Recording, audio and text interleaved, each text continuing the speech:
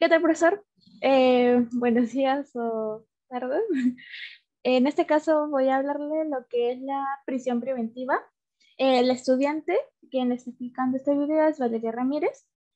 En este caso, la tabla de contenidos se va a dividir en 5 puntos. El primero va a ser lo que es el concepto, el segundo va a ser los requisitos que se piden para lo que es la prisión preventiva. Como tercer punto tenemos lo que es el marco normativo. Como cuarto, la audiencia de esta misma.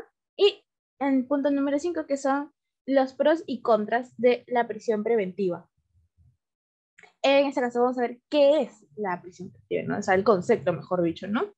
Bueno, como bien sabemos, básicamente la prisión preventiva o prisión provisional es una medida cautelar de carácter personal que afecta, que afecta el derecho de libertad personal durante un lapso de tiempo más o menos prolongado, como bien sabemos, ¿no? La cual solamente procederá cuando las demás medidas cautelares fueran insuficientes para asegurar lo que son los objetivos del procedimiento penal. Cuando se dicta la prisión preventiva, el imputado o el acusado de un delito es obligado a ingresar en prisión durante la investigación criminal hasta la celebración del juicio.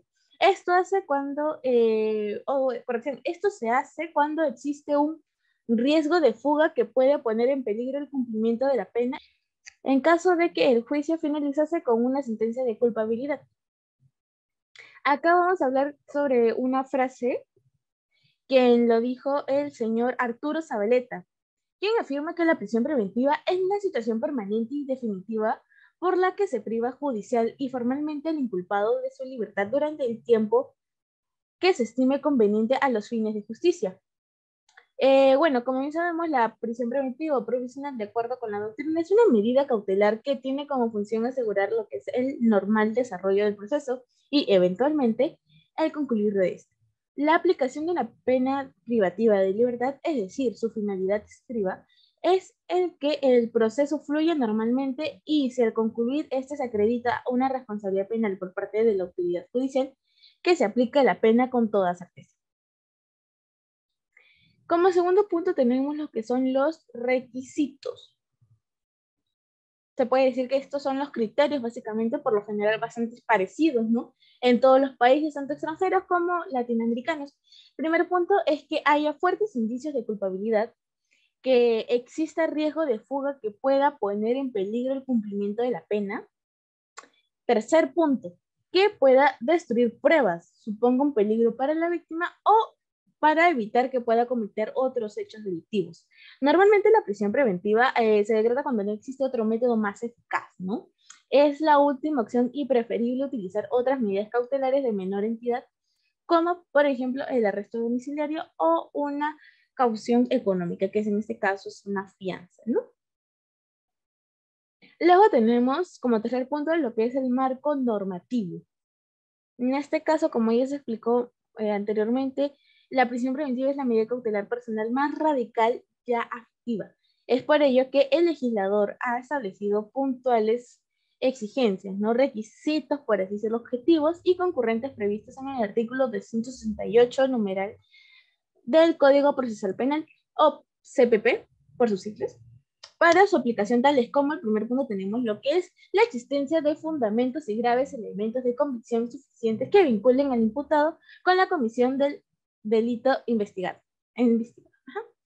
Como segundo punto tenemos el peligro procesal. Tercero, la sanción a imponerse sea superior a los 4 años de pena privativa de libertad.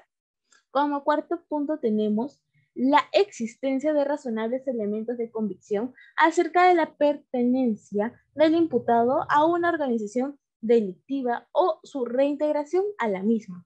Como quinto y último punto tenemos la importancia de los antecedentes o de la historia personal del imputado. Como penúltimo punto tenemos lo que es la audiencia de prisión preventiva.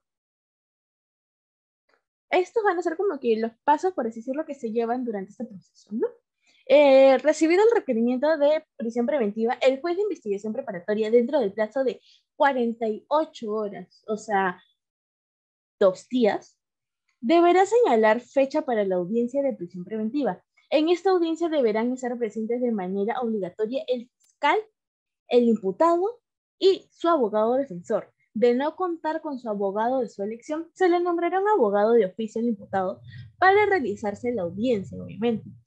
En esta audiencia, el juez hará primero el uso de la palabra al fiscal, quien oralizará su requerimiento de prisión preventiva fundamentando los presupuestos establecidos en el artículo 268 del CPP. Luego de ello, el juez concederá el uso de la palabra al abogado defensor del imputado, quien argumentará su defensa y rebatirá lo que son los argumentos vertidos por el fiscal.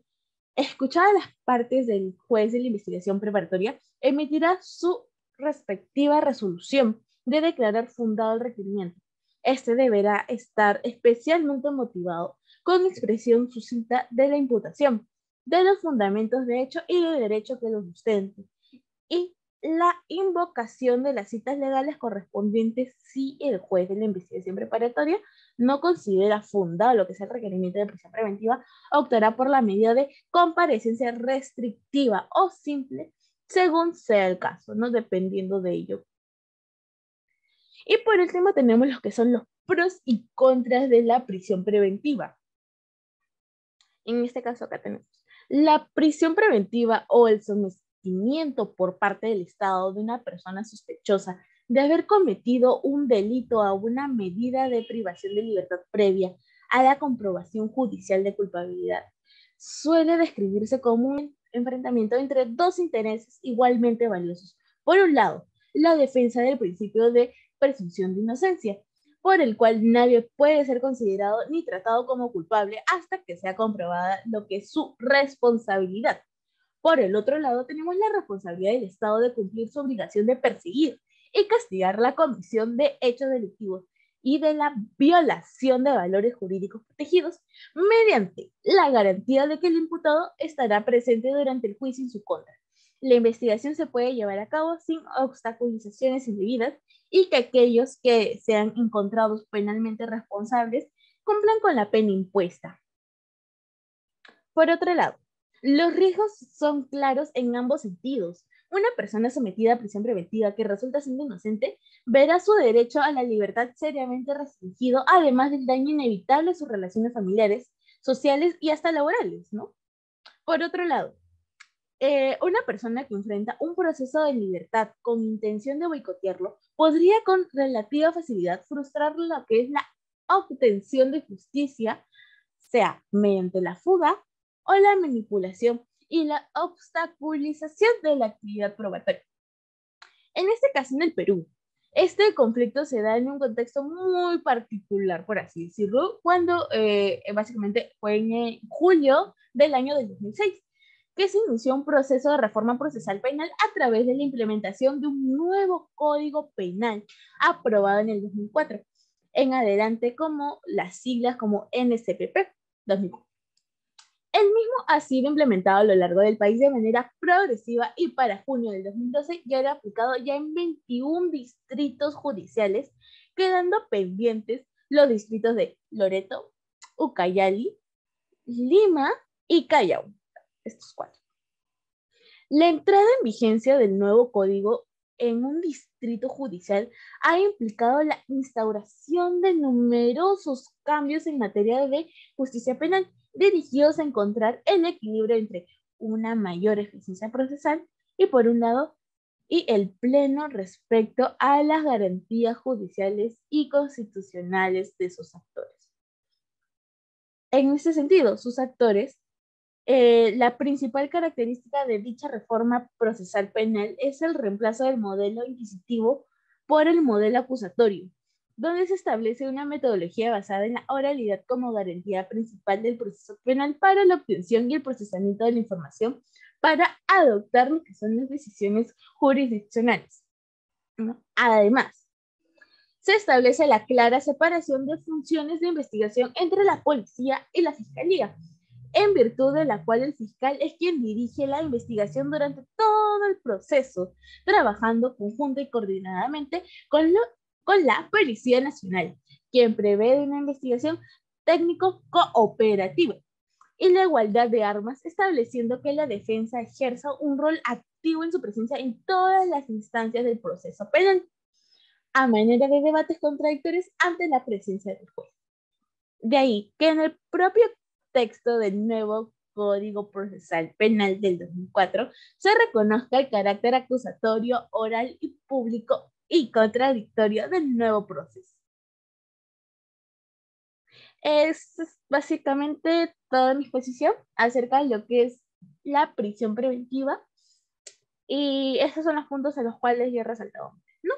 Espero que sea de su agrado y no se olvide de ver los demás videos que he señalado, no tanto en la monografía y también como en la PPT, y espero que sea de su agrado. Gracias.